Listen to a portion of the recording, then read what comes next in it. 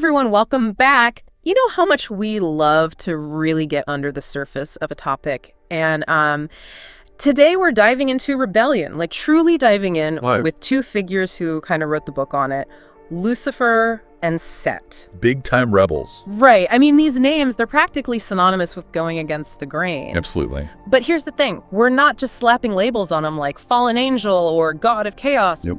We want to dig deeper. Yeah. What made these figures rebel? Like, really, what was the driving force? And what did that choice cost them in the end? The fallout from rebellion is always interesting. Right? Totally. And is it always a bad thing? That's what we're going to explore.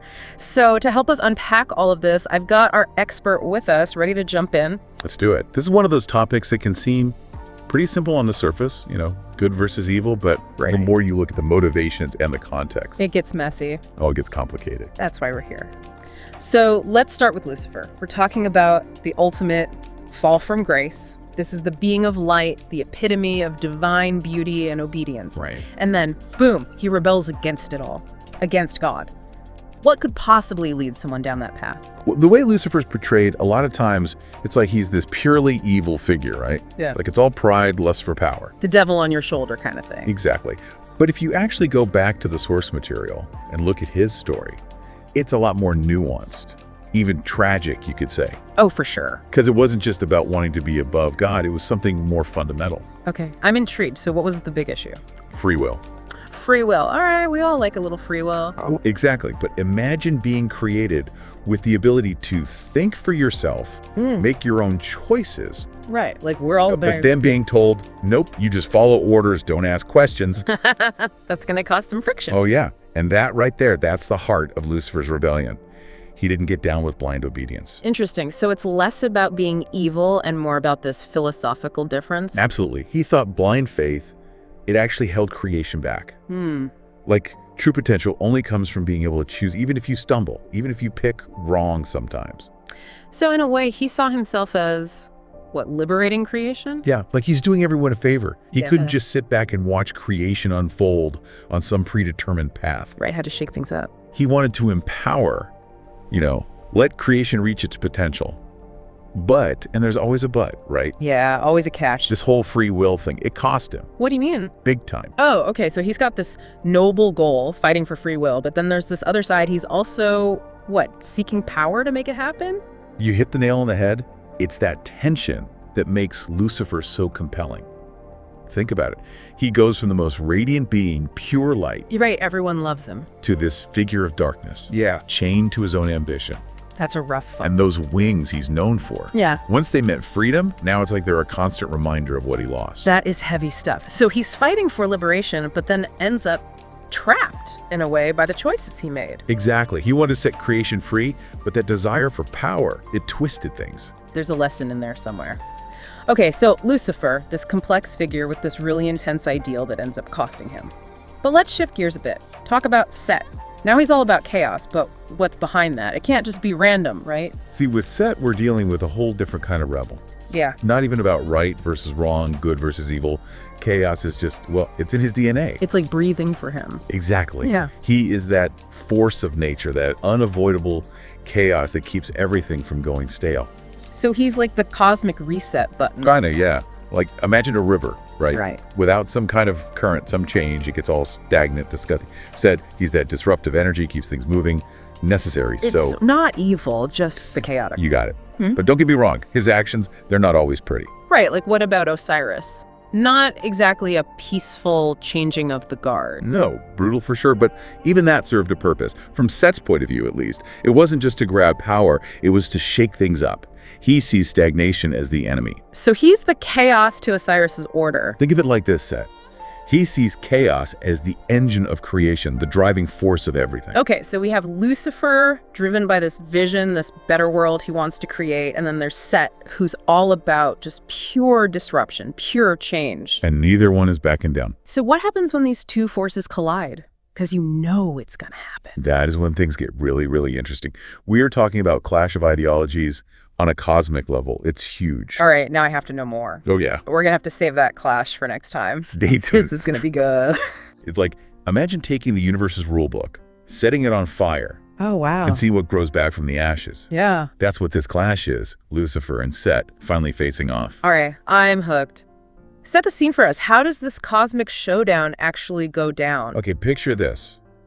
A battleground, but not like anything you've ever seen. Totally desolate, caught between dimensions, practically humming with the power of these two beings. Talk about intense. Oh, the universe itself is holding its breath, like bracing for impact. I bet. So on one side, we've got Lucifer. Right, and he's still got some of that angelic grandeur about him. Even after everything. Oh, yeah.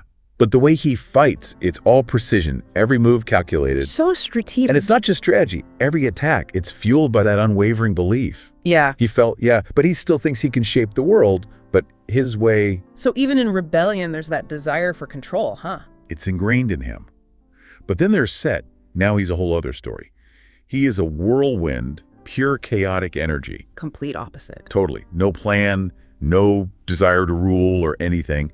Set just wants to break it all down, back to the beginning, back to that primal essence. It's like if you tried to hit a hurricane with a laser beam. Right. Total chaos versus order. Perfect analogy.